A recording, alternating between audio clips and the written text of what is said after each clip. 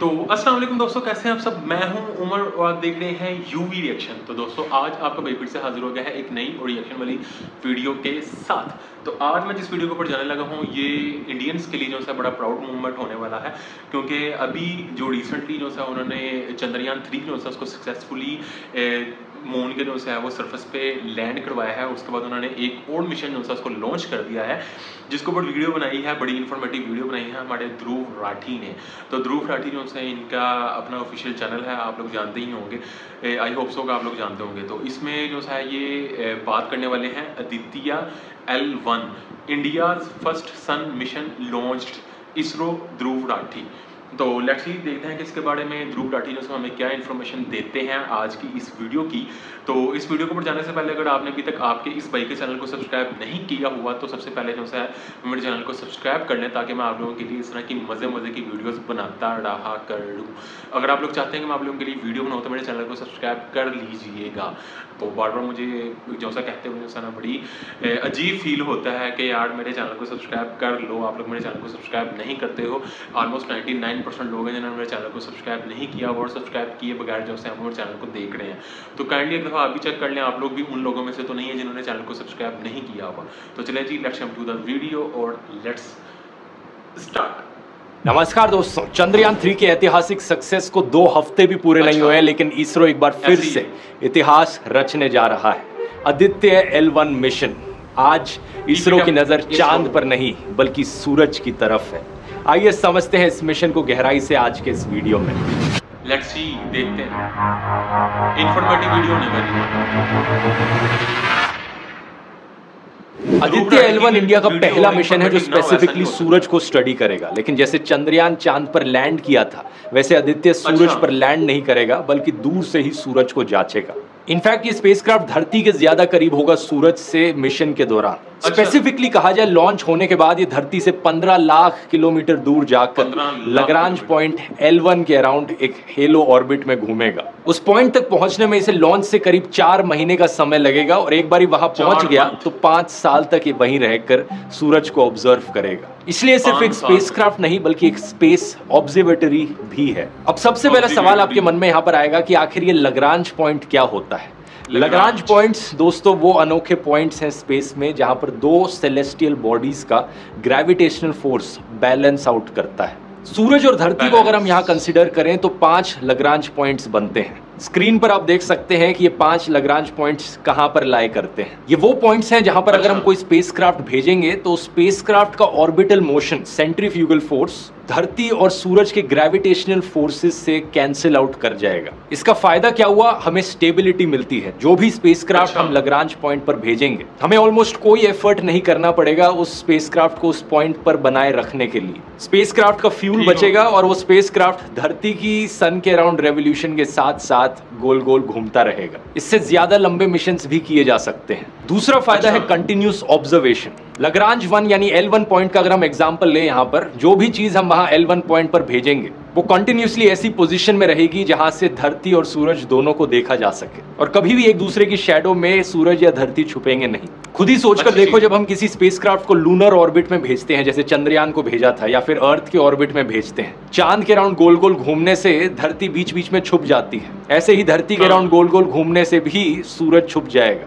इसलिए Lagrange points इतने जरूरी हैं और आदित्य L1 को L1 पोजीशन पर प्लेस किया जाएगा। यहीं से ही इसका नाम आया है आदित्य L1। इससे पहले भी जो बाकी और स्पेस एजेंसीज ने सोलर ऑब्जर्वेटरीज भेजी हैं उन्हें L1 पर प्लेस किया गया है, जैसे कि सोलर एंड हीलियोस्फेरिक ऑब्जर्वेटरी, शॉर्ट में सोहो। ये एक जॉइंट मिशन था नासा और यूरोपियन स्पेस एजेंसी का। L1 और L2 सबसे इंपॉर्टेंट लग्रांज पॉइंट्स हैं क्योंकि वो धरती के सबसे करीब हैं। जो famous James Webb space telescope है उसे L2 पॉइंट पर प्लेस किया गया है। गेस कर सकते हो क्या कारण है? इसकी बात मैंने जेम्स वेब स्पेस टेलीस्कोप वाले वीडियो में भी करी थी। L2 पॉइंट पर धरती सूरज को छुपा कर रखेगी अपने पीछे, और क्योंकि इस टेलीस्कोप को लाइट ईयर्स दूर देखना है यूनिवर्स की गहराइयों में, सूरज की रोशनी को छुपाना जरूरी है ताकि कोई इंटरफेरेंस ना आ सके, इसलिए L2 पॉइंट यहाँ चुना गया। लेकिन आदित्य L1 पर वापस आए तो सूरज के बारे में क्या स्टडी करेगा ये समझने के लिए पहले हमें सूरज के बारे में थोड़ा जानना पड़ेगा। हमारे सोलर सिस्टम का सन, इसका डायमीटर करीब 109 गुना ज्यादा बड़ा है धरती के डायमीटर से। वजन में ये 3,33,000 गुना ज्यादा भारी है धरती के कंपैरिजन में। और अगर आपको विजुअलाइज करना है सूरज के साइज को धरती के साइज के कंपैरिजन में, तो इस एनिमेशन को आप देख सकते हो।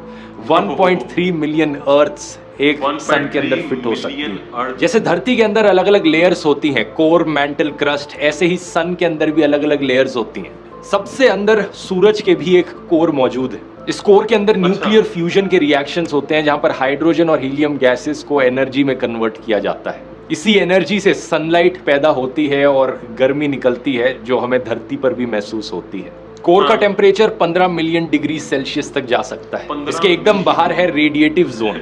70% सन का रेडियस रेडिएटिव जोन से बनता है। फिर आती है कन्वेक्टिव जोन, अप्रोक्सीमेटली 30% सन का रेडियस। यहाँ एनर्जी ट्रांसफर कन्वेक्शन के थ्रू होता है, इसलिए इसको ये नाम दिया गया है। इसके बाद आता है सन का सरफेस, जिसे हमने नाम दिया है फोटोस्फीयर। इवन दो हम इसे सरफेस कहते हैं, लेकिन असलियत में सन का कोई वैसा सरफेस नहीं होता जैसे धरती का सरफेस होता है, क्योंकि वहां सिर्फ गर्म गैसेस और प्लाज्मा मौजूद है। तो इसे सूरज की एटमॉस्फेयर की लोएस्ट लेयर भी कहा जाता है।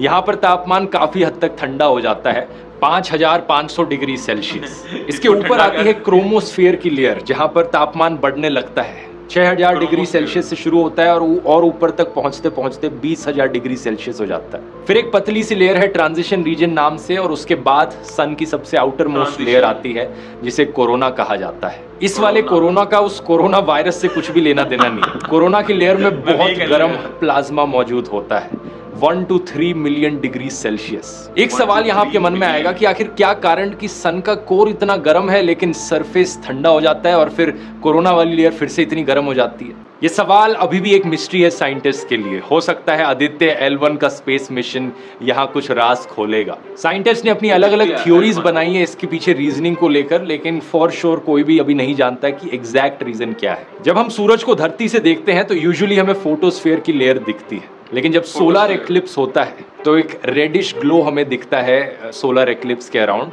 तो वो क्रोमोस्फेयर की लेयर होती है। और टोटल सोलर एक्लिप्स में वो लेयर भी छुप जाती है और सिर्फ कोरोना की लेयर दिखती है। बहुत ही फेंट सा एक हेलो टाइप का बन जाता है सन के अराउंड। आदित्य L1 का मिशन है सन की ऊपर की 3 लेयर्स को स्टडी करना, फोटोस्फीयर, क्रोमोस्फीयर और कोरोना। लेकिन सूरज से लाखों किलोमीटर दूर आखिर ये किया कैसे जाएगा? इस पर मौजूद इंस्ट्रूमेंट्स की बात करने से पहले हमें समझना पड़ेगा कि सूरज से क्या क्या चीजें बाहर निकलती हैं। सबसे पहले हीट और लाइट तो हम सब जानते हैं कि सूरज से निकलती है, ये तो बड़ा ऑब्वियस है। इसके अलावा सूरज से हर प्रकार की इलेक्ट्रोमैग्नेटिक रेडिएशन निकलती है। इसमें ना सिर्फ हमारी विजिबल लाइट जो हमें आंखों से दिखती है, बल्कि अल्ट्रावायलेट रेडिएशन, यूवी रेज जिसकी वजह से स्किन कैंसर हो सकता है, infrared radiation, radio waves, X rays, gamma rays.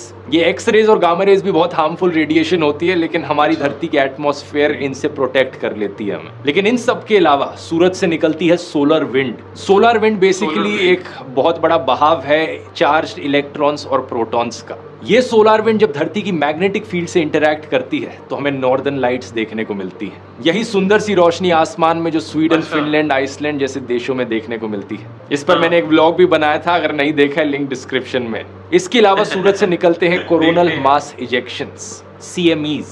ये सोलर विंड और मैग्नेटिक फील्ड्स के बहुत बड़े बर्स्ट्स होते हैं। फिर निकलते हैं सूरज से कभी कभार सोलर फ्लेयर्स, जो लाइट और एनर्जी के बड़े इंटेंस फ्लैशेस होते हैं। कई साइंस फिक्शन फिल्मों में अक्सर सोलर फ्लेयर्स का मेंशन किया जाता है, जैसे कि 2012 या नोइंग जैसी फिल्में, जिनमें एक भयंकर सोलर फ्लेयर निकलता है जिसकी वजह से पूरी दुनिया खत्म हो जाती है। अब इन्हीं सब चीजों को मेजर करने के लिए आदित्य L1 पर 7 इंस्ट्रूमेंट्स लगे हैं, जिन्हें 7 पेलोड्स कह सकते हो। पहला, visible emission line coronagraph, short में वेल।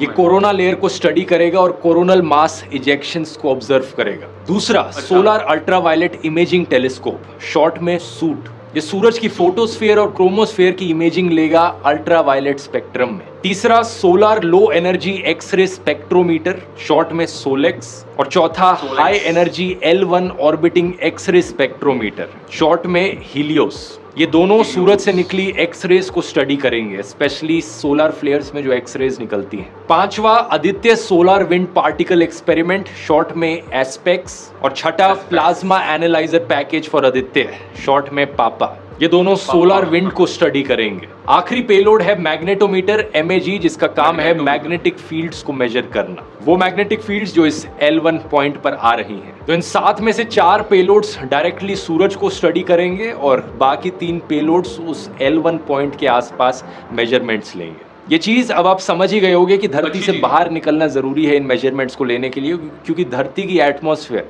बहुत सारी रेडिएशन, एक्सरेज और अलग अलग चीजों को धरती के अंदर आने से रोकती है, जो कि इंसानों के लिए अच्छा है लेकिन एक्चुअली में स्टडी करने के लिए अच्छा नहीं। बाकी और सन की मिशंस की बात करी जाए तो साल 2018 में नासा ने पार्कर सोलर प्रोब लॉन्च किया था in collaboration with European space agency. इसका मकसद था सन की जो कोरोना की लेयर है उसके साथ डायरेक्ट कांटेक्ट बनाना। इसके अलावा एक सोलर ऑर्बिटर भी था जो नासा और ESA के द्वारा लॉन्च किया गया था 2020 में। सबका मकसद एक कि हम सूरज को बेहतर समझ पाएं और स्पेशली सूरज से बाहर निकलने वाली जो हानिकारक रेज हैं इन्हें हम बेहतर समझ पाएं। यहाँ अगर आप जानना चाहते हो कि सूरज से निकली अल्ट्रावायलेट रेज इतनी खतरनाक क्यों होती हैं इंसानों के लिए, तो इसे मैंने एक्सप्लेन किया है ओजोन होल वाले वीडियो में, यहाँ क्लिक करके आप देख सकते हो। बहुत बहुत धन्यवाद। अच्छा जी भाई, तो that's for it for today reaction. ये आज मेरा रिएक्शन था बड़ी ही इन्फॉर्मेटिव वीडियो के ऊपर जो कि ध्रुव राठी की तरफ से थी, और इवन के काफ़ी चीज़ें जो सी हैं ना वो मुझे पता नहीं थी, और मुझे आज पता चला कि इसका नाम आदित्य L1 क्यों रखा गया।